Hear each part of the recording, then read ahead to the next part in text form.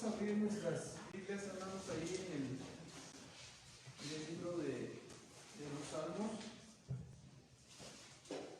Vamos a estar en el capítulo 3 y en el capítulo número 4. Hagamos por favor una oración.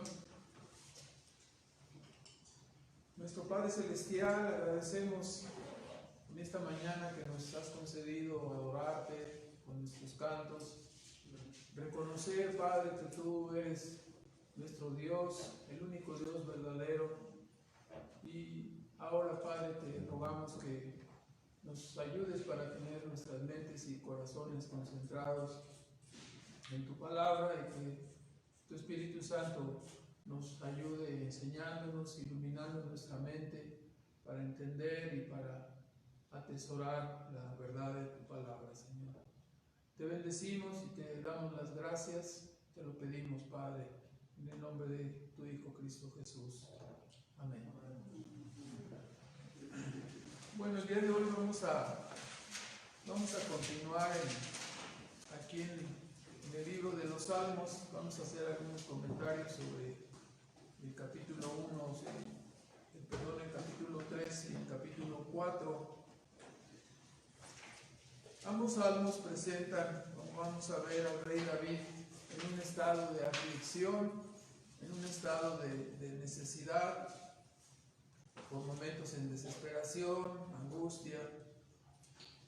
Mientras que en el Salmo 3, en el versículo 1, dice: se han multiplicado mis enemigos, y son muchos, dice, los que se levantan en contra de mí, me han rodeado, me persiguen.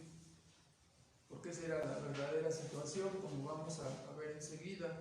Y el Salmo 4 también expresa, en el versículo 1, respóndeme, dice, cuando clamo, Dios de mi justicia, habiendo estado o estando en angustia, dice, tú me hiciste ensanchar, dice, tú ampliaste, ¿no?, el camino debajo de mí, dice en otros salmos, como el Salmo 18, ten misericordia de mí y oye mi oración.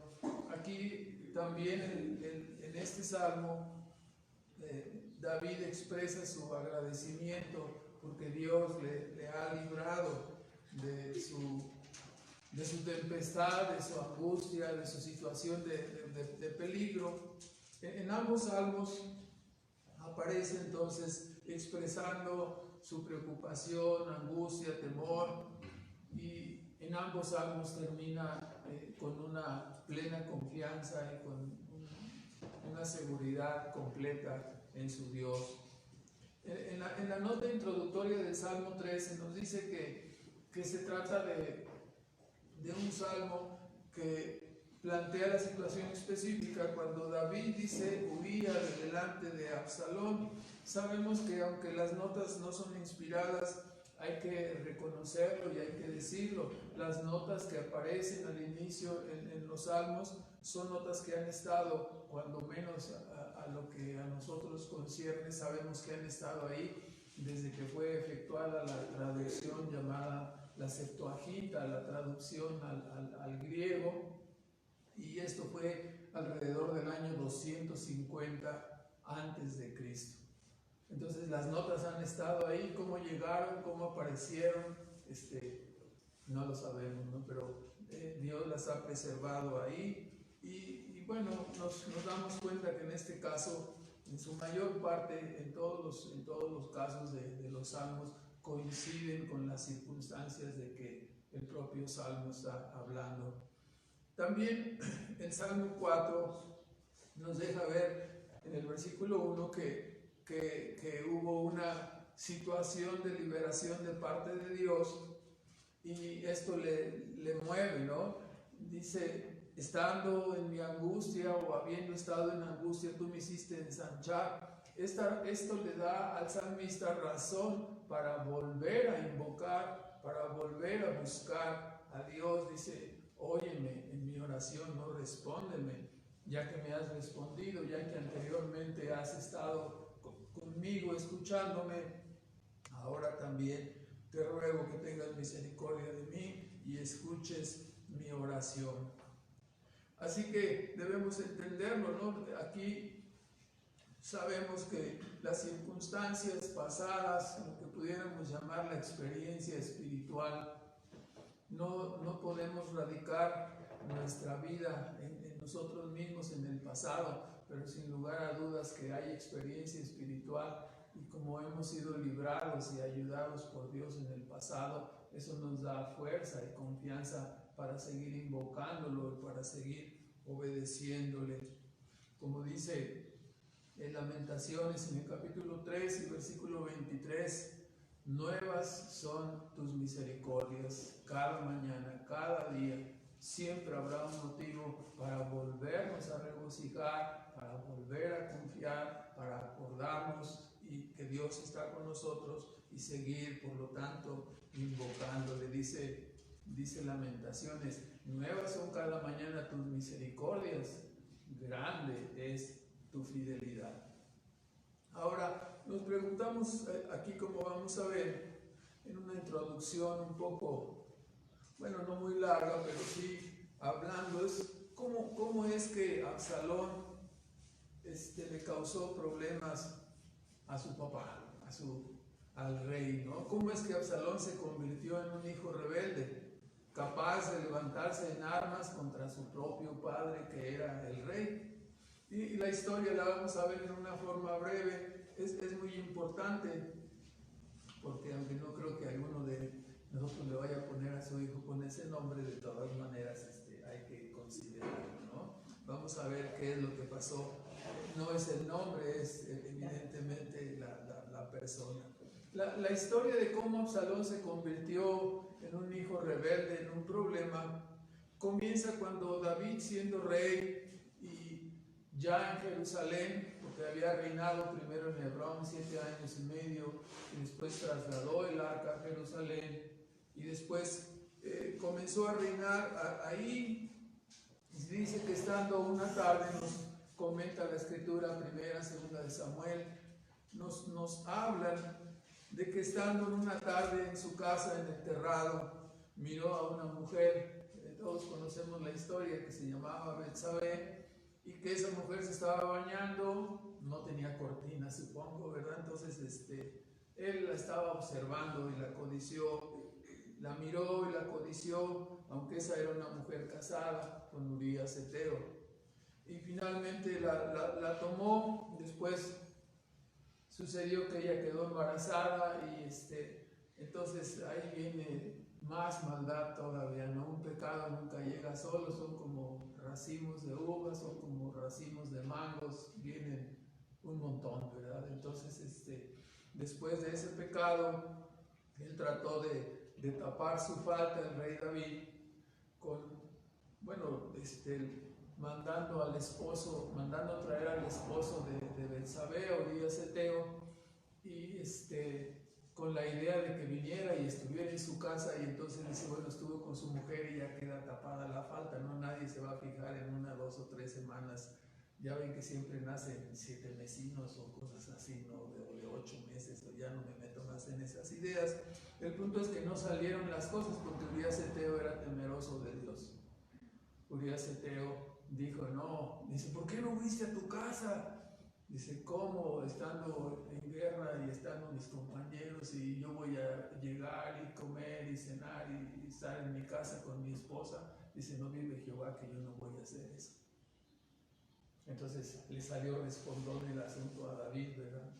Tuvo un hombre temeroso, y así finalmente intentó llevarlo por segunda ocasión y no se pudo. Entonces le mandó a él mismo con una carta diciéndole a Joab, dice, Joab, que era el general de su ejército, pon a Urías en lo más recio de la batalla, ¿verdad? Para que muera. Entonces esto lo hizo David obviamente en una forma secreta.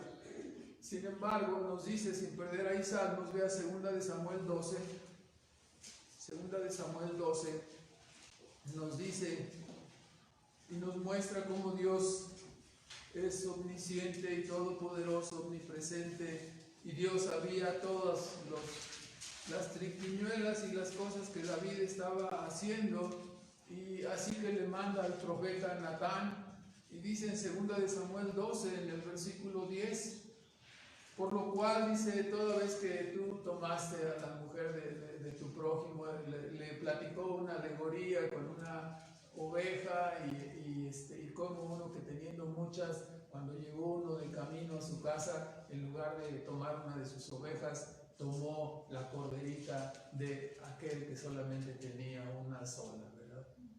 Y así malvadamente le dice Natán, Dios dice que tú eres ese hombre malvado, porque David se airó y dijo, oh, ¿cómo es posible que haya hecho esta persona, verdad? Dice, pues tú eres esa persona. Y en el versículo 10 dice, porque tú hiciste esto, ¿no? Dice, por lo cual ahora, dice, el versículo 9, ¿por qué pues tuviste en poco la palabra de Jehová haciendo lo malo delante de sus ojos? A Urías, Eteo, heriste a cuchillo o mataste a espada y tomaste por tu mujer a su mujer y a él lo mataste con el cuchillo de los hijos de Amón. Por lo cual ahora, vean la palabra que dice aquí, porque aquí se origina todo el desastre con el hijo, ¿no? Dice, por lo cual ahora no se apartará jamás de tu casa la espada, por cuanto me menospreciaste y tomaste la mujer de Urías Eteo para que fuese tu mujer. Así ha dicho Jehová, he aquí, yo levantaré sobre ti el mal de tu misma casa y tomaré tus mujeres delante de tus ojos y las daré a tu prójimo, el cual yacerá con tus mujeres a la vista del sol, porque tú lo hiciste en secreto, mas yo haré esto delante de todo Israel y delante del sol, ¿no? Entonces es la acción de parte de Dios.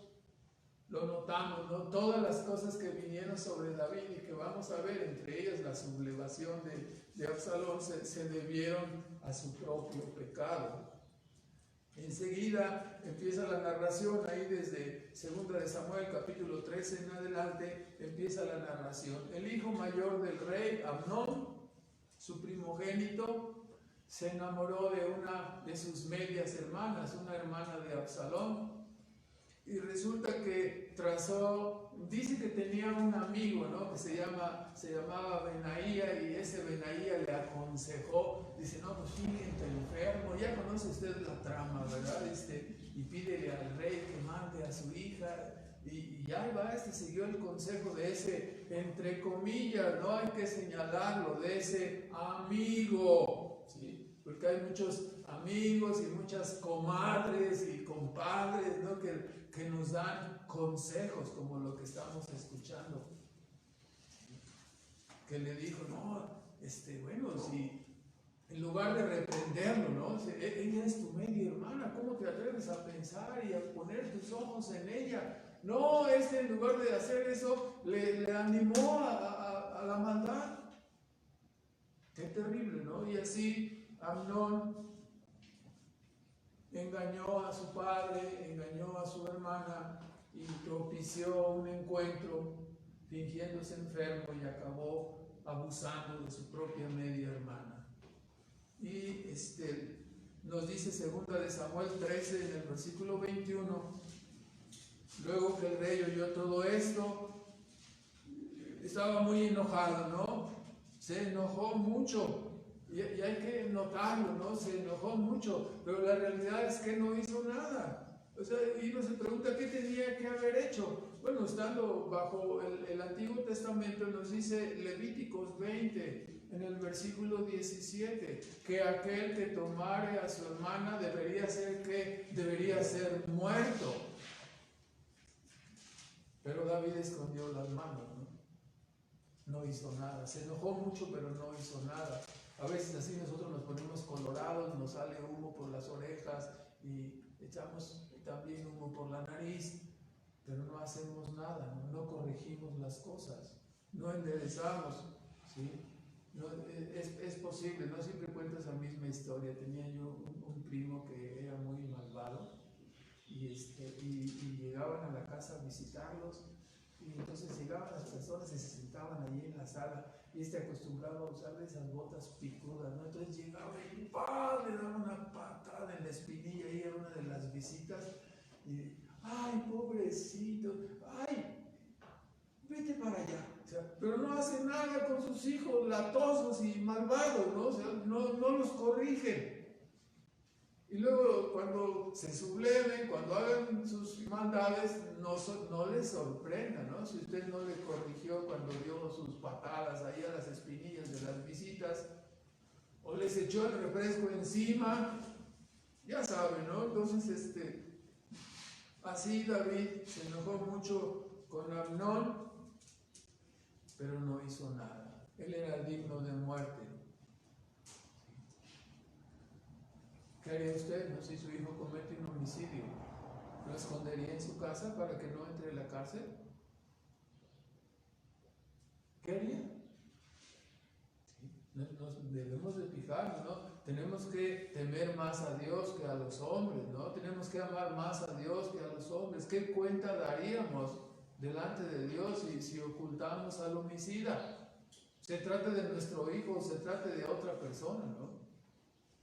Los principios de Dios deben gobernarnos y debemos de temer pecar y temer ofender a Dios.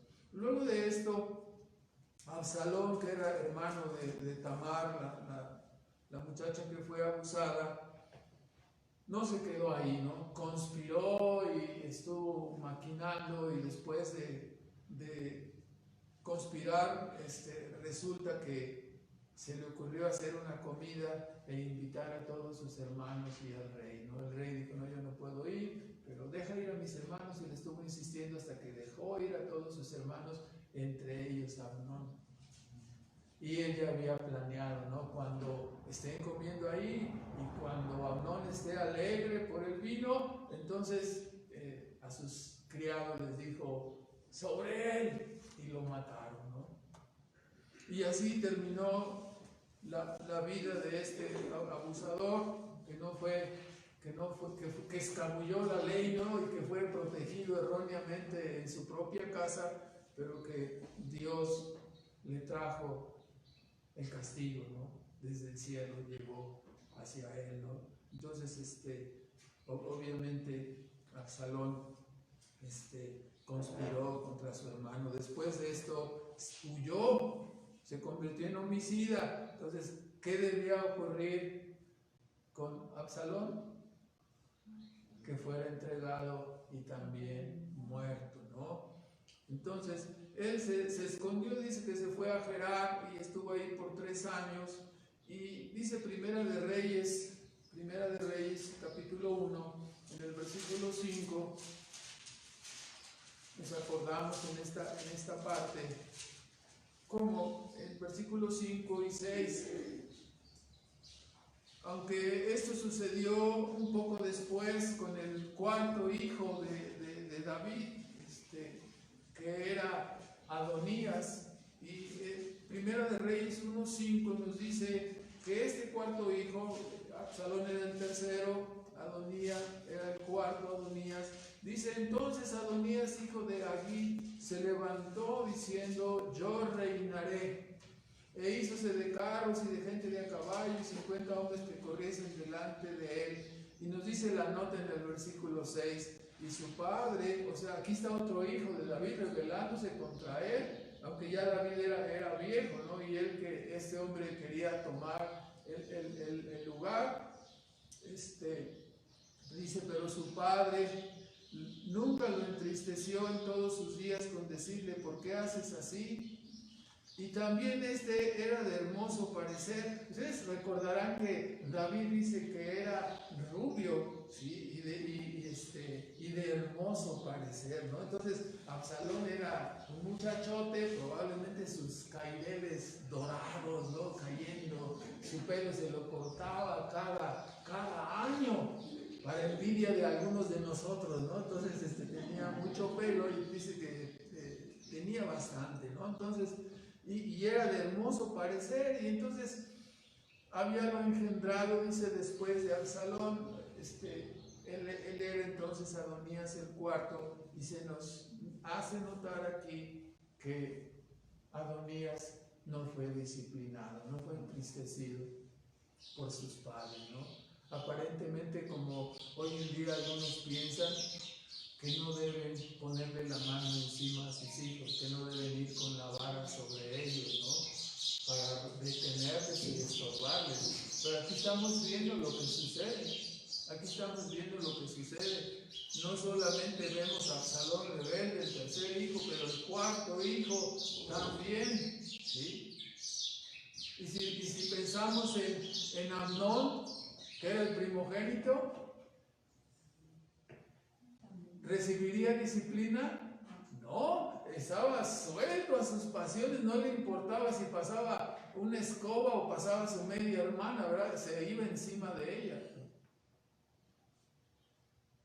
De Gilead no se nos habla absolutamente nada, que era el segundo hijo de Abigail, la de Carmel, la que era mujer de Nabal. No se nos dice absolutamente nada. Algunos dicen que probablemente haya sido una persona que no estaba en todas sus facultades. No hay notas sobre él, ¿verdad? Ahora, pero estamos viendo este cuarto hijo también. Salió malvado, dice así, salió malvado, ¿no? Nunca fue entristecido y también se rebeló. ¿Sí? Adonías terminó muerto por el rey por el rey Salomón, ¿verdad? Cuando se rebeló en contra de él, hizo igual una conspiración queriendo ser rey, ¿sí? Pero Dios, David había tenido en su corazón poner a Salomón como rey, y la conspiración de Adonías finalmente le trajo la muerte. Entonces, si no reprendió al cuarto hijo, es muy probable que fuera hablando con todos los demás. Debemos de tener cuidado nosotros como padres en todo esto, ¿no? ¿Sí? No queramos meternos con nuestros hijos cuando ya son mayores, cuando ya son casados. Mientras los tenemos en casa, mientras están ahí bajo nuestra disciplina y bajo nuestro cuidado, hay que educarlos, hay que guiarles, hay que darles los principios. Ya queremos intervenir y andamos como bomberos, ¿no? Apagando fuegos en una casa, en otra casa de nuestros propios hijos, porque no tuvimos cuidado, ¿no? Para que ellos no prendieran el fuego en sus propias casas, ¿no? No los educamos, no los cuidamos. Pero volviendo a Absalón, permaneció entonces desterrado 3 años. Y nos dice 2 de Samuel 14, que por fin después de 3 años se le ocurrió a Joab, ¿sí? El general del ejército de David, hacer toda una estrategia para lograr que Absalón fuera traído, ¿no? Seguramente era su compadre o alguna cosa así. Pero 2 de Samuel 14, en el versículo 33, nos dice: vino pues Joab al rey e hízoselo saber, y entonces llamó el rey, ¿no?, a Absalón, el cual vino al rey e inclinó su rostro a tierra delante del rey, y el rey besó a Absalón. Después no le aplicó un candado ahí, o no lo puso una cuerda para terminar con su vida, sino le besó, le recibió. Y fue terrible, ¿no? Porque enseguida vemos que desde que Absalón llegó, 2 de Samuel 15, versículo 4, ¿sí?, se hizo de carros y caballos, dice, y de hombres que corriesen delante de él, y se puso a la entrada del palacio, ¿no? Y estaba al cuidado de todas las personas. Probablemente en la plaza, o habría una plaza, una fuente o algo ahí fuera del palacio, y todos los que iban a consultar a David, a tratar asuntos con David, estaba ahí al acecho, esperando que llegaran. Y ya cuando terminaban: ¿qué pasó? ¿Cómo estás? Y ya platicaban, y claro, siempre le daba la razón a los que iban, ¿no? Probablemente David a muchos les dijo: no se puede hacer eso, esto no es así. Y él llegaba y les decía: ¿qué te dijeron que no? Dice: ¿quién me diera que yo fuera el rey? Yo te hubiera atendido, yo te hubiera dicho que sí, yo hubiera arreglado también tu asunto, que yo fuera el rey. Y así se la pasó, véalo usted, ¿sí? 2 de Samuel 15, 4, ¿sí? 4 años, se salió peor que los políticos actuales, ¿no? Estuvo en campaña 4 años, algunos no han cesado de estar en campaña, ¿no? Pero decía Absalón: ¿quién me pusiera por juez en la tierra para que viniesen a mí todos los que tienen pleito o negocio, que yo les haría justicia? O sea, estaba diciendo: mi padre es injusto, mi padre es un tarado, ¿no? Que no resuelve el asunto que tú necesitas resolver. Si yo estuviera en esa posición de autoridad, yo te ayudaría. Y así se la pasó por 4 años haciendo su campaña, ¿no? Y acontecía que cuando alguno llegaba para inclinarse a él, le extendía la mano y lo tomaba y lo besaba. Y ya puede imaginarse, ¿no? Absalón era un tipazo, un gigante, cabellos, era guapote seguramente, ¿verdad? Y ponía a temblar a los hombres y a las mujeres, ¿no? Seguramente. Entonces, así dice, de esta manera, hacía con todo Israel que venía al rey a juicio. Y así, vea lo que dice: robaba Absalón el corazón de los de Israel. Y al cabo de 40 años aconteció, de 4 años dice, ¿no? Aquí mi versión dice 40, ¿no? En fin, bueno, que dijo al rey: yo te ruego que me permitas que vaya a Hebrón a pagar un voto. O sea, se escudó en un asunto espiritual, se puso muy espiritual delante de su papá y dice: que he prometido a Jehová. Pero en realidad se retiró a Hebrón para hacer una comida y hacer una conspiración para derrocar a su propio padre del trono. Entonces, con engaño se rebeló contra el rey David, y así Absalón se convirtió entonces en el gran publicista de sí mismo, y su campaña de 4 años de halagar el oído de los israelitas le posicionó con una gran imagen delante de todo Israel. Así que resultó, además de guapo, homicida, también resultó mentiroso y además traidor. Eso es lo que ocurre con algunos de los hijos que no son disciplinados y que no son guardados. Dice 2 de Samuel 15:12 que cuando David escuchó esto en su trono, que ante tal situación, nos dice 15:12, ya lo tiene ahí, 2 de Samuel 15 en el versículo 12. Dice: también envió Absalón por Aitofel cuando se fue a esa comida que dijo que iba a hacer sus votos, y envió por Aitofel, Gilonita del consejo, o que era consejero de David, a Gilo, su ciudad, mientras hacía sus sacrificios. Y la conspiración, la conjuración vino a ser grande, pues se iba aumentando el pueblo con Absalón, y vino el aviso a David diciendo, vea lo que dice: el corazón de todo Israel va tras Absalón. Entonces David dijo a todos sus siervos que estaban con él en Jerusalén: levantaos y huyamos, porque no podremos escapar delante de Absalón. Daos prisa a partir, no sea que apresurándose él nos alcance y arroje el mal sobre nosotros y llegue a la ciudad a filo de espada. ¿Dónde está aquel hombre valiente, lleno de fe, que enfrentó al gigante Goliat? ¿Dónde está? ¿Dónde está ahora? No quiso enfrentar a su propio hijo, ¿no? Se escapó. No quiso luchar contra él y matarlo, ¿no? Que era lo que este hombre merecía. Se fue, ¿no?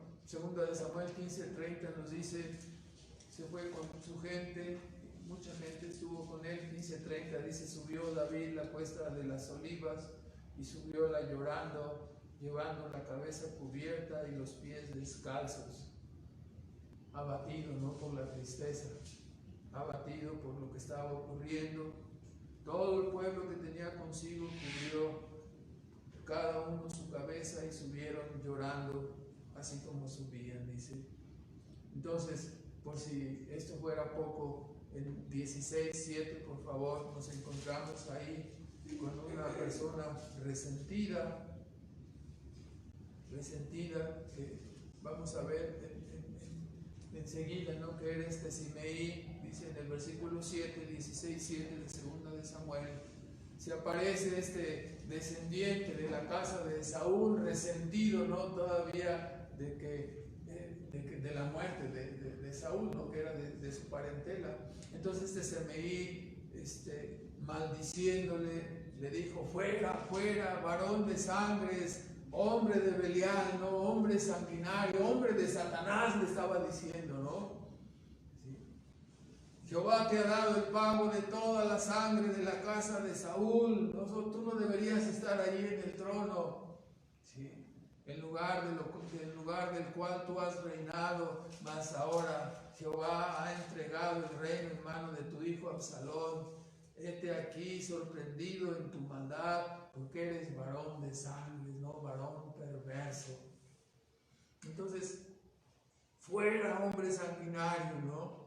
Y así entonces se apoderó Absalón del palacio por consejo. David se fue, entró Absalón en el palacio y por consejo de Ahitofel, tomó las 10 concubinas que su padre dejó en el palacio. Dice Levítico 20 en el versículo 11 que el hijo que toma la mujer de su padre ha de morir.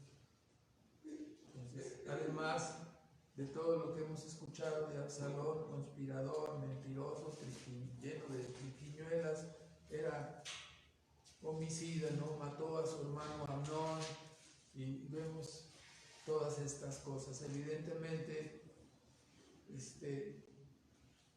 también estamos viendo que Ahitofel, que era un consejero, dice que en aquel entonces el consejo de Ahitofel era como propiamente hacer la voluntad de Dios, ¿no? Sí, así el consejero estrella Ahitofel, consejero estrella de David, del gabinete de David, también le traicionó y se fue con Absalón, ¿no? Entonces, todas estas cosas estaban sobre la mente, ¿sí? Sobre las circunstancias, el entorno de David cuando él compuso este salmo número 3, ¿no? Bajo la inspiración divina y con esta carga, con este pesar en su pecho, así Dios usó a David para escribir este salmo número 3. ¿Sí? Y no debemos dejar de notar que gran parte de las cosas que ocurrieron en la casa de David, él tenía un alto porcentaje de responsabilidad por su pecado, ¿no? La flojera, la codicia, su descuido espiritual, su falta de disciplina con sus hijos, muchas cosas estuvieron mal hechas, ¿no? Entonces, no estamos nosotros para juzgar, estamos para aprender, para que no nos suceda lo mismo con nuestros propios hijos, ¿no? Veamos lo que está sucediendo. Ahora tenemos hijos jóvenes que algún día se casarán y algún día tendrán sus propios hijos. Escuchen, ¿sí? Para que hagan la voluntad de Dios, ¿no? Para que apliquen la disciplina con sus hijos.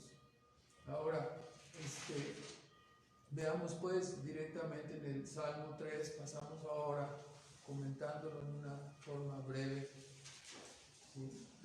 Vemos aquí la oración de David, apremiado por las circunstancias que hemos narrado. Los primeros 2 versículos ponen de manifiesto. Dice: oh Jehová, dice, como es una lamentación de parte de David: cuánto se han multiplicado mis enemigos, todos se levantan contra mí, mi hijo, los de mi casa, ¿sí? Mi hija violentada, todas las cosas, mi hijo primogénito muerto, y ahora, si esto fuera poco, Absalón rebelándose contra mí.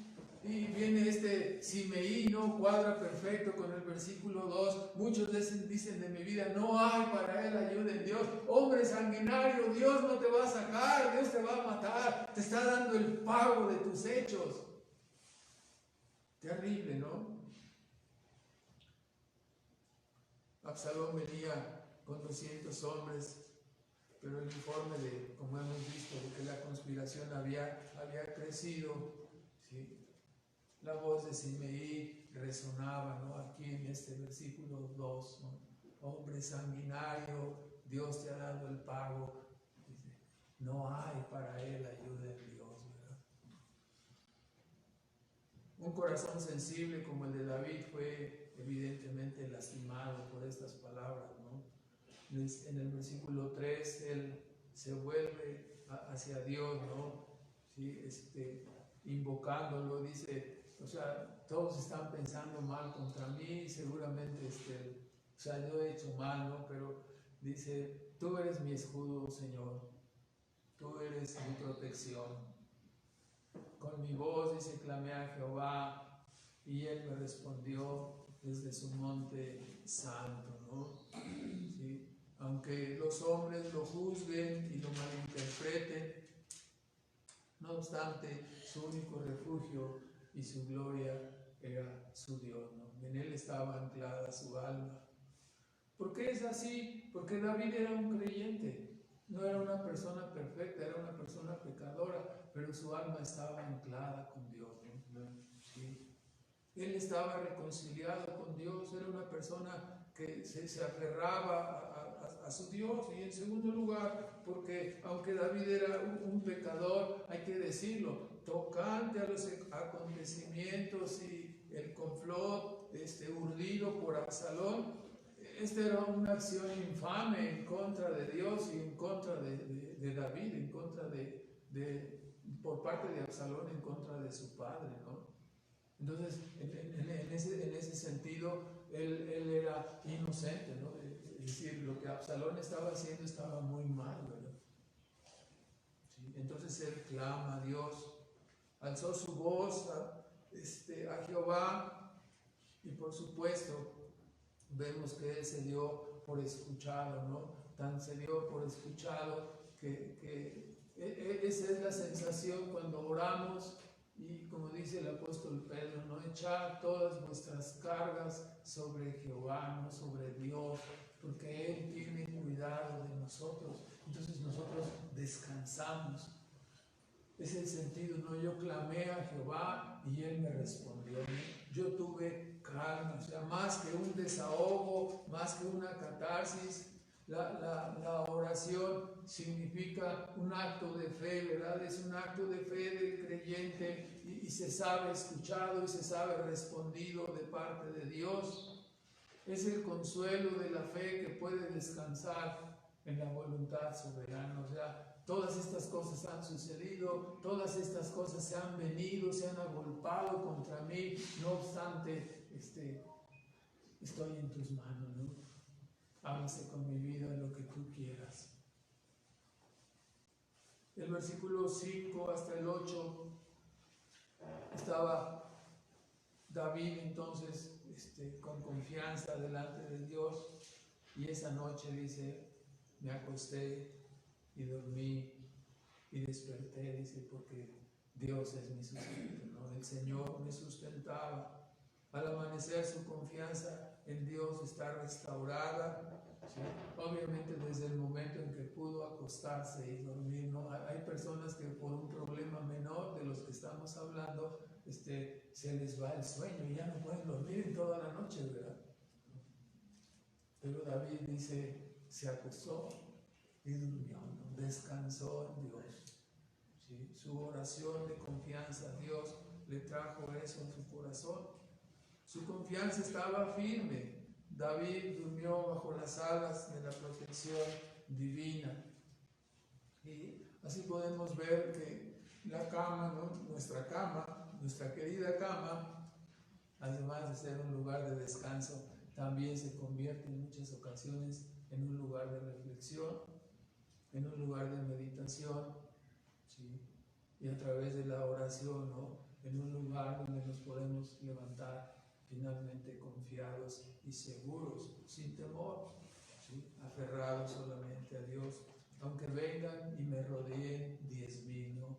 Aunque 10,000 personas me rodeen. Estamos pensando, David está pensando en la guerra y en esa sublevación en su contra, ¿no? Nos dice, este hombre, segunda de Samuel 17, este hombre Absalón tuvo un reinado efímero.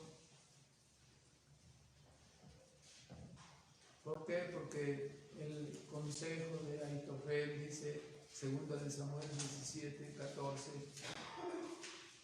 Absalón y todos los de Israel dijeron, Ya ve que Usaí Arquita se había quedado, un amigo de David, se quedó también en el palacio. David le dijo, me ayudas más estando en el palacio. Y le preguntaron al consejo, ya estando el consejo Ahitofel, estando Absalón ya en el palacio, dijo, ¿qué hago? Dice, nos tomemos 12,000 hombres y yo voy atrás de David y lo acabamos ahí, ¿no? Tú buscas a una sola persona, ¿verdad? Y ya se establece el reino, ¿sí? Y este hombre Usaí Arquita, este hombre dijo, no, mejor, como estaba de parte de David, dice, es mejor que juntes a todo Israel y después vayas contra David, porque ahorita está muy enojado, dice, es como una osa que le han quitado sus cachorros. Entonces, y todos dijeron, sí, es mejor este consejo, y tú, Ahitofel, estás mal, ¿no? Ya sabemos, Ahitofel se decepcionó, se fue a su casa en su mula, arregló su casa y se ahorcó, ¿no? Se mató, se suicidó. Así entonces vemos en 17:14 por qué ocurrieron estas cosas. Dice, entonces Absalón y todos los de Israel dijeron, el consejo de Usaí Arachita es mejor que el consejo de Ahitofel, porque había Jehová ordenado que el acertado consejo de Ahitofel se frustrara, para que Jehová hiciese venir el mal sobre Absalón. Entonces, aquí está el asunto, ¿no? Dios obrando, Dios contestando la oración. ¿Sí? ¿Cómo? Frustrando el consejo y no pudo más que tener un reinado de días, de horas. Y después sabemos, ¿no? Como Dios frustró este consejo que hubiera traído la ruina y la muerte de David. ¿Sí? Pero Dios respondió la oración de David trayendo el mal y a la postre la muerte sobre Absalón y la muerte sobre el propio Ahitofel. El Salmo concluye con un reconocimiento de David acerca de su preservación, con esa famosa frase, ¿no?, que conocemos, la salvación es de Jehová. Es decir, no fue por la fuerza de David, mucho menos por su albedrío, esto es totalmente de Dios. La salvación es de Jehová, compendia o resume, esta frase compendia o resume la postura acerca de la salvación, tanto física como la salvación espiritual de los creyentes. Todo se debe completamente a Dios, de principio a fin. El hombre no es un muñeco o un títere. El hombre es ayudado a través de la palabra que le regenera, que le renueva, que le abre sus ojos. Así desde el despertamiento a la vida espiritual, pasando por el arrepentimiento, la fe, la obediencia a Cristo, el proceso de santificación, hasta el final, todo ello es un don de Dios. La salvación le pertenece a Dios. Él nos la concedió a nosotros, nos ha dado tanto el arrepentimiento como la fe para que seamos salvos. Él nos predestinó para ser salvos. Toda la salvación es de Dios y esta frase así lo resume, no solamente la salvación física, pero la salvación espiritual. En ella, cuando Dios llama, escoge a uno, Dios le llama, ¿no? Y podemos entender aquel pasaje del Salmo 110, ¿no?, que conocemos. Dice, tu pueblo se te ofrecerá voluntariamente en el día de tu poder, ¿no? Es lo que Dios dice. Salmo 110:3. Entonces, para las personas que dicen, no, es que si hay predestinación y Dios opera, ¿qué nosotros somos títeres? No. ¿Sí? Dios obra a través de su palabra, regenera, transforma el corazón, ilumina la mente y la persona busca de sí mismo a Dios, se le ofrece a Dios voluntariamente. ¿No fue esto lo que pasó en nuestras vidas? ¿O acaso nosotros decimos, no, yo no soy tan tonto como aquellos, yo sí voy a seguir a Dios? ¿Quién de nosotros fue así? Cuando Dios nos empezó a llamar, nos revolcamos como gatos boca arriba, no queríamos. Así nos erizábamos como los gatos, no queríamos, no quiero saber de la palabra, no quiero que este reine sobre mí, hasta que fuimos persuadidos por el poder de la palabra. regenerados, iluminados, ayudados. La salvación es de Jehová, no es de nosotros.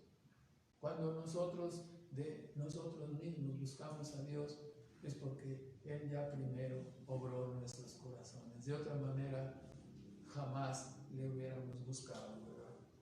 Entonces, ahora, cuando nosotros miramos, ¿no?, esta parte de la historia en este salmo, vemos cómo si uno como en penumbra vemos más allá detrás de David, ¿no?, que es el tipo del rey conforme al corazón de Dios.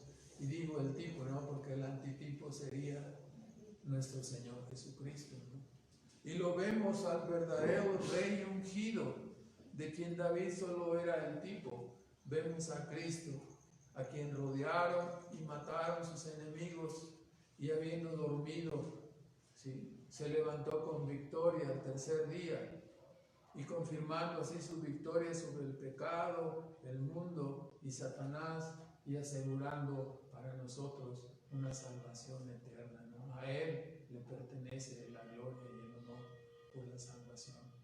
Ahora pasemos al capítulo 4, al Salmo 4, donde vemos que mientras el Salmo 3 es considerado como la adoración matutina, ¿sí?, el Salmo 4 es la adoración vespertina. Dice en el versículo 8 del Salmo 4: en paz me acostaré y así mismo dormiré, porque tú, Jehová, me haces estar confiado, ¿no?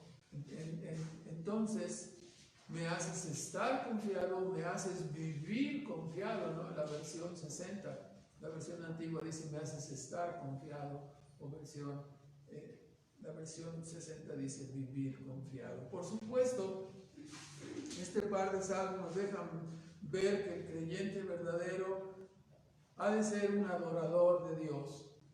El creyente verdadero es una persona de oración, una persona que santifica continuamente a Dios en su corazón. Esto de santificar a Dios en nuestros corazones es estar consciente continuamente, constantemente de que Dios está presente, ¿no? Esto es santificar a Dios en nuestros corazones, andar siempre como en la presencia de Dios, estando conscientes de que Él existe, de que Él está allí. Entonces, cuando Pablo se refiere a los inconversos como aquellos que no tienen a Dios en su noticia, como aquellos que no aprobaron, Romanos 1:28, que no aprueban tener en su conocimiento a Dios, no aprueban tener a Dios en su noticia, aquí este salmo enfatiza que cuando alguien es un creyente verdadero, es alguien que ora, alguien que clama a Dios. Esto es gritar, ¿no? Clamar a Dios, gritarle a Dios, buscándolo con intensidad, con fervor, así lo buscamos, ¿no?, en oración. Por eso siempre decimos, ¿no?, cuando vienen las pruebas y vienen las adversidades y que nos sentimos sin ninguna cosa donde recargarnos, sin nada en qué confiar, nuestro clamor hacia Dios es más intenso, ¿no? Es decir, no, ayúdame, si tú no me ayudas no puedo yo salir, ¿no? Y en ese sentido nos ayuda todas esas adversidades para que nosotros le busquemos con todas nuestras fuerzas. Es bueno sentir esa incapacidad y esa impotencia para que podamos confiarnos completamente en Dios, ¿sí? El verdadero creyente es alguien que tiene una relación viva con Dios a través de una vida de oración. Es alguien que necesita constantemente la comunión y la aprobación de Dios para su vida, ¿sí?, para su existencia. Respóndeme, clamará el creyente siempre. Oye mi oración, escúchame. En realidad, ahora, habiendo sido reconciliados con Dios, nos aterra pensar en lo que sería de nosotros si el Dios santo y justo de la Biblia no existiera, si el Dios santo y justo de la Biblia no se hubiera manifestado a nosotros. Seríamos como esas personas que le dan lo mismo lo bueno o lo malo, ¿no? Nuestro mundo se convertiría en lo que vemos, ¿no?, en una selva la ley de la selva, en un caos. Bendecimos a Dios, ¿no? Porque las tinieblas no son totales, ¿no? Él ha dado testimonio de su existencia, dice el salmista, a través de la creación. Los cielos cuentan la gloria de Dios, y Dios ha dado testimonio de su existencia a través de venir personalmente por medio de su Hijo Jesucristo y realizar la redención maravillosa que conocemos a través de morir en la cruz del Calvario y resucitar para darnos esperanza, ¿no? Esta es la luz para este mundo, ¿sí? A través de ese testimonio, de esa vida y obra de Cristo, el Señor habla. Gracias a ello podemos nosotros con gran confianza clamar, orar y suplicar a ese Dios, ¿sí? Ten misericordia de mí, ayúdame, respóndeme. Y sabemos que es así, ¿no? Él siempre nos responde. Enseguida, en el versículo 2 al 5 del Salmo 4, el salmista hace una reprensión a sus enemigos, desde el versículo 2 hasta el versículo 5. Aunque en la boca de David suenan ásperas estas palabras, si contemplamos en realidad a Cristo, las palabras cambian. Es Cristo hablando a los hombres: hijos de los hombres, ¿hasta cuándo volveréis mi honra en infamia? ¿Hasta cuándo seguiréis viviendo de la manera como vives? Confundido, no estás viviendo de la manera que glorifica a Dios, estás viviendo en una forma equivocada, estás convirtiendo la vida en lo que no debe de ser, al no tomarme en cuenta, al no considerar mi palabra, mi ley, lo que yo he dado testimonio. Te estás equivocando en la forma de vivir. ¿Hasta cuándo vas a tornar estando amargado, usando la vida de este mundo para lo que no corresponde? ¿Hasta cuándo amaréis la vanidad y buscaréis la mentira? ¿No has entendido? La vida sin Dios es vanidad. Todo es vanidad si no tienes a Dios. Todo se convierte en algo sin sentido, ¿no? Tu vida es semejante a la de un animal irracional y nada más. Si no tomas en cuenta a Dios, todo se vuelve vanidad y no sirve para nada, ¿no?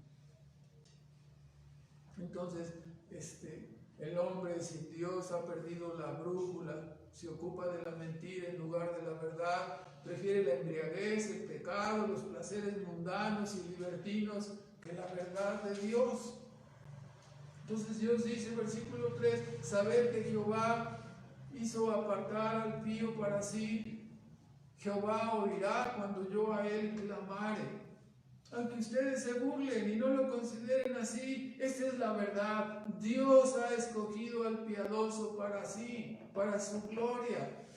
Y Dios se alegra de escuchar nuestras oraciones. Dios está atento a nuestros clamores. Hay muchos que están buscando entrevistas con políticos, con personas encumbradas para que les apoyen, para que les ayuden. El creyente dobla su rodilla delante del Dios Altísimo. De ahí viene su socorro, de ahí viene su fuerza, de Dios. Mediten en esto, dice: temblad y no pequéis.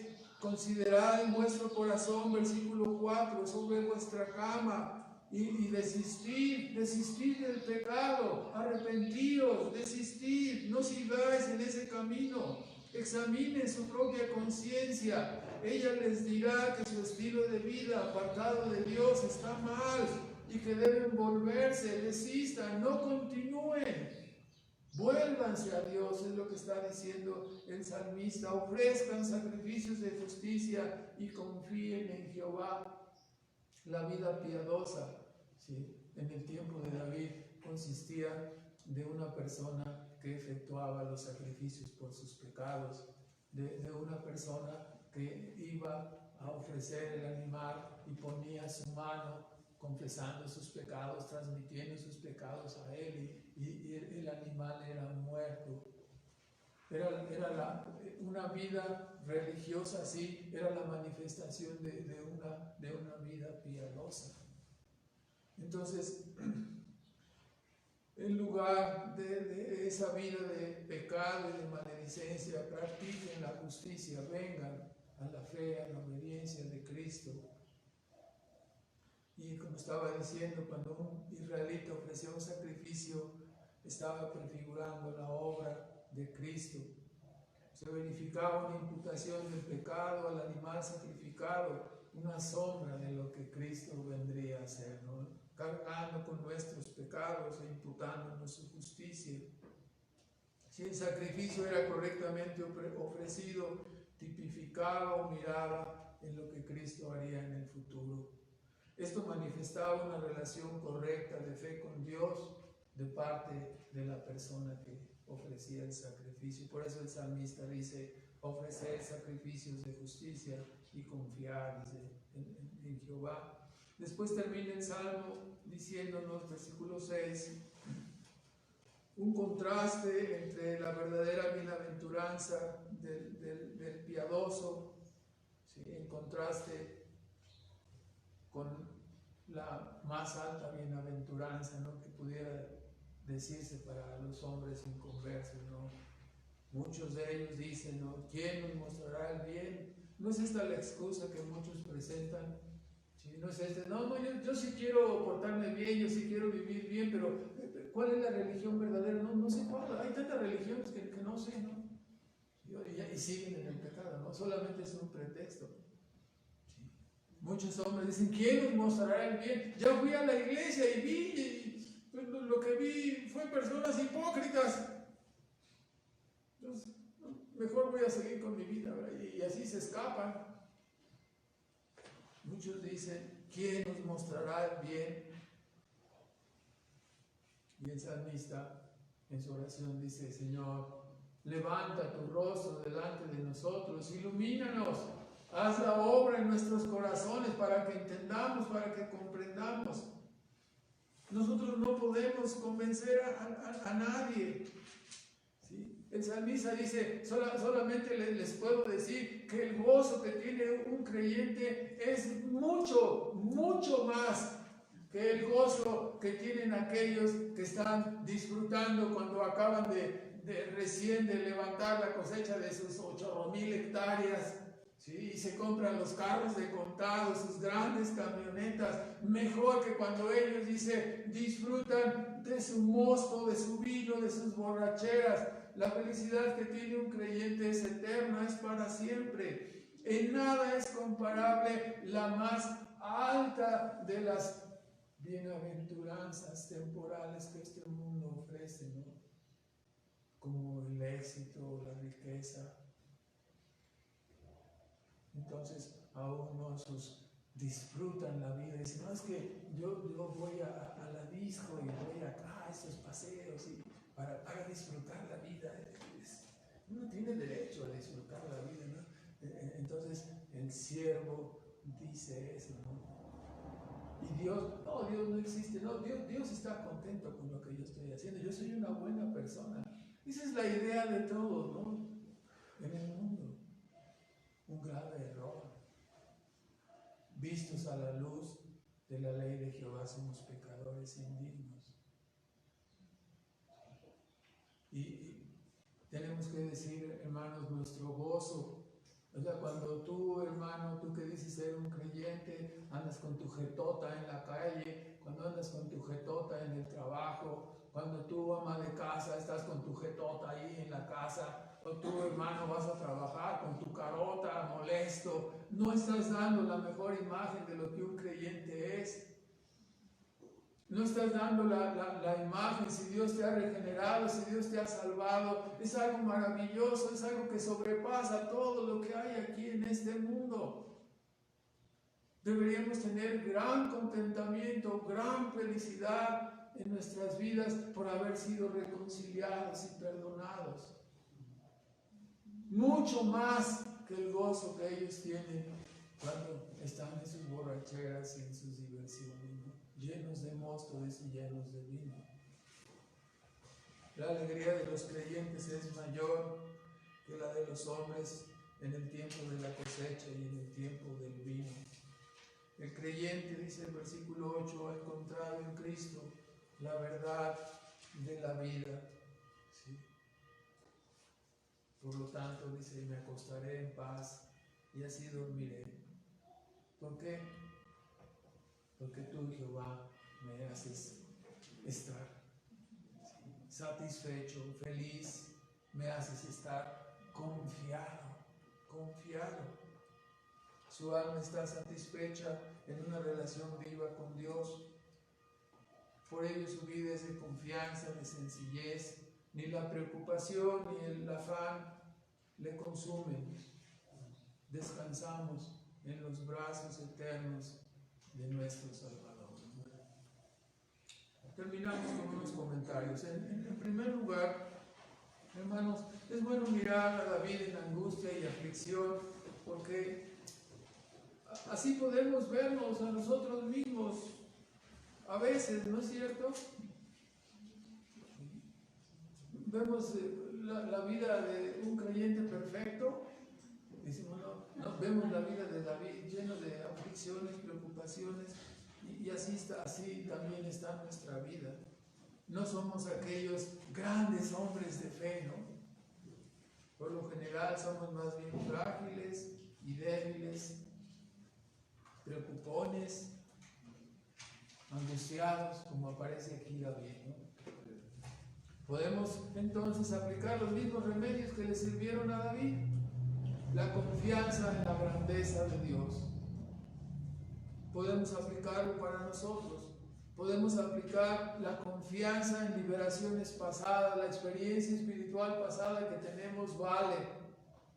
¿Por qué? Porque hemos visto cómo Dios obra en nuestras vidas y así ha ocurrido ocasión tras ocasión. Cuando viene otro día nublado, otro día difícil, ¿qué hemos de decir? ¿Me abandonará Jehová ahora? No, hermano, ¿te ha abandonado antes? No, tampoco te va a abandonar ahora. Así funcionó a David y así funcionará con nosotros. Ahora, cuando vemos a David, entonces miramos a Amnón, miramos a Absalón, miramos a Adonías, y no vamos a hablar de los demás, ¿no? Pero, ¿acaso nosotros también no hemos tenido hijos problema? Tenemos hijos problemas, rebeldes, y también Dios nos ha ayudado, ¿no? ¿No te sirve ver esto? Nos sirve para aferrarnos más a Cristo y confiar en que Él nos ayudará, ¿no? Nosotros tenemos la responsabilidad de confiar en Dios, hacer lo que nos toca con nosotros, a nosotros con nuestros hijos. No esperemos, por favor, a que ya se hayan ido de la casa, ¿no? Para querer intervenir en los matrimonios. Ahorita te pertenecen, ahorita están en tu casa, ahorita puedes hacer lo que quieras con ellos. Haz lo que es tu deber, para que cuando salgan, no estés angustiado y preocupado, sino que sigas confiando, ¿no? El máximo contentamiento de un padre aquí es ver a sus hijos que tienen a Dios por Salvador y a Dios como guía de sus vidas. Ya no nos necesitan. Ese es el propósito. A eso debemos llevar a nuestros hijos. No que dependan de nosotros, sino que dependan de Dios. Ese es algo muy importante, ¿no? En segundo lugar, muchas veces lloramos y lamentamos cuando nos ocurren cosas que vienen a ser, como hemos visto, ¿no? Consecuencias de nuestros pecados. Como los hijos de David, nuestros hijos también tienen una naturaleza pecaminosa que tiene que ser disciplinada, estorbada, porque de lo contrario se volverán en contra de nosotros y nos avergonzarán. Para aquellos que no quieren perseverar en la disciplina, escúchelo, véalo, aquí está. Si no quieres que te pase lo mismo, disciplina a tus hijos. Aplica la enseñanza de Dios y la disciplina que Dios te manda para con ellos. Cada padre debemos mirar esta lección en David en una forma muy cuidadosa y no echarla en saco roto. En tercer lugar, debemos notar que el hecho de ser hijos de Dios no anula las consecuencias temporales de nuestros pecados. Hay muchas personas que dicen, no, yo soy hijo de Dios, yo me puedo pasar los altos, yo puedo andar a 200 kilómetros por hora porque soy hijo de Dios, Dios me protege. No, si haces eso te vas a matar.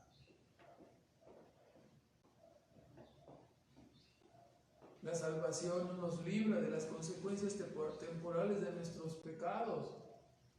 La vida de David y la nuestra es prueba de que aunque nuestros pecados ya no pueden condenarnos porque Cristo nos libró y nos salvó con una salvación eterna, no obstante las consecuencias de nuestros pecados, las consecuencias temporales me refiero, llegarán. Entonces debemos andar en temores y circunspección todo el tiempo, ¿no? Nuestros pecados nos alcanzarán.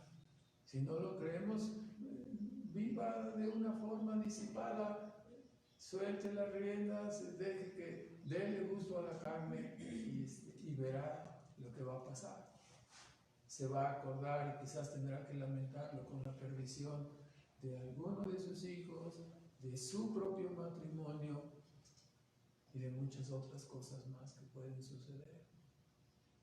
Entonces seamos conscientes, temamos en gran manera pecar, cuidémonos para que no caigamos en el descuido, apliquémonos con nuestros hijos y seamos, además de aplicar la disciplina, seamos buenos ejemplos para ellos, que no encuentren en nosotros pretexto para decir, yo sí hubiera seguido el cristianismo, pero yo vi que mi papá así, o yo vi que mi mamá así, entonces, no, para ser así, no, mejor no, seamos buenos ejemplos para ellos. Si no nos aplicamos, seguro nuestros hijos se irán chuecos, ¿no? En cuarto lugar, hermanos, hemos de temer al pecado mirando a David. Ciertamente, ¿verdad? Pero hemos de temer más al pecado mirando el castigo eterno, ¿no? Mirando la cruz de Cristo que soportó la ira eterna en nuestro lugar. Debemos tener temor y apartarnos del pecado. ¿Sí? Las consecuencias eternas del mal están allí, esperando a todos los que no confían en Cristo, los que no se han acercado a Él, ¿no? En quinto lugar, hermanos, aquí vemos en estos salmos qué gran recurso es la oración, ¿no? Qué gran bendición, consuelo, refugio es poder vivir conectado en la oración, ¿verdad? Ya ve, ahora hay que estar conectado, ¿sí? Todos quieren traer un celular, una tablet, una computadora, pero sin wifi, sin conexión no sirve, ¿verdad? ¿Me explico? Hay que estar conectado. Es una gran bendición poder estar conectado siempre con Dios a través de la oración, ¿no? Una gran bendición saber que tenemos este Dios maravilloso que nos guarda, que nos cuida y que a pesar de estar rodeados de enemigos y de circunstancias difíciles, Él tiene cuidado de nosotros, ¿no? Podemos confiar en Él, podemos enfrentar adversidades. En sexto lugar, debemos dar gracias a Dios, sabiendo que Él está reinando allí soberanamente. No se mueve una hoja del árbol sin la voluntad de Dios, aunque eso es parte de una cita del Quijote de la Mancha, ¿verdad? Y no de la Biblia, pero entendemos que es verdad en sentido espiritual esa palabra. Ahora, Él es para nosotros en verdad un ancla de seguridad para nuestra existencia. Es nuestra referencia, nuestra estrella guía. Su continua presencia en la providencia, en la adoración, en la vida cotidiana nos dan firmeza y certeza para vivir y saber que vamos bien hacia la eternidad. A través de la fe siempre lo miramos y por lo tanto eso nos hace vivir confiados y seguros en este mundo. No escuchen las noticias que le están diciendo esto se va a derrumbar, se va a caer, ¿qué vas a hacer? Tú no tienes dólares, solamente tienes la cochinada de peso mexicano, la cochinada, o sea, no tienes dólares, no tienes oro en el banco, ¿qué vas a hacer en el futuro? No tienes oro, no has guardado lingotes de oro. Ay, ¿qué voy a hacer? O sea, ¿crees que por guardar lingotes de oro te va a ir mejor? La única forma de que nos vaya mejor es caminando de la mano de Dios, ¿no? Reconciliados con Dios. Se puede derrumbar el mundo. Tenemos cielos nuevos y tierra nueva esperándonos. Entonces, no pongamos nuestra mirada en las cosas de este mundo. Debemos aprender a vivir confiados en Dios en los tiempos buenos y también en los tiempos malos. Él traerá siempre el oportuno socorro. Y finalmente, es maravilloso saber y pensar que Dios nos guarda no solo para cuando salgamos de este mundo. ¿Sí? La salvación que tenemos no es una salvación que tenemos solamente que esperar hasta que llegue el final del mundo. Hermanos, lo estamos viendo. Dios nos acompaña en la vida todo el camino. Todo el camino podemos estar en comunión con Él, podemos estar en una relación hermosa con Él. No es nada más, bueno, estás sufriendo, pues espérate al final, hasta el final viene lo bueno, espérate hasta el final. No, hermanos, cada día está con nosotros, cada día podemos disfrutar de la comunión con Él. Es maravilloso. Sigamos adorándole y bendiciendo a nuestro Dios. Oramos, por favor. Nuestro Padre Celestial, damos gracias en esta mañana por tu palabra. Te bendecimos, Padre, porque tú eres un Dios maravilloso, nuestro Salvador, que ha perdonado nuestros pecados, que nos ha reconciliado y que día con día nos enseñas el camino, Señor. Podrán la vida durar muchos años o pocos, pero tomado de tu mano, Señor, podemos caminar el trecho que sea. Ayúdanos, Padre, a guardar nuestros corazones delante de ti y ayúdanos, Padre, a estar siempre en comunión a través de la oración. Padre, ayúdanos a no descuidar ese gran medio que tú nos has dado, Señor, el gran privilegio de estar en una continua comunión, conectados contigo, para que nunca se nos vaya la línea, para que siempre estemos en línea contigo. Bendito seas, Padre. Gracias por tu palabra, gracias por la esperanza que das a nuestros corazones, por el consuelo que das a nuestras mentes y corazones para continuar viviendo en la obediencia de tu Evangelio. Rogamos, Padre, tengas misericordia de aquellos que aún no están aferrados a ti, que aún no han sido perdonados. Ayúdales a mirar la gracia y el favor y el perdón que hay en tu Hijo Jesucristo para que ellos acudan sin tardanza a ti, Señor, y sean rescatados conforme a tu gracia, Señor. Te bendecimos por tu palabra y te damos las gracias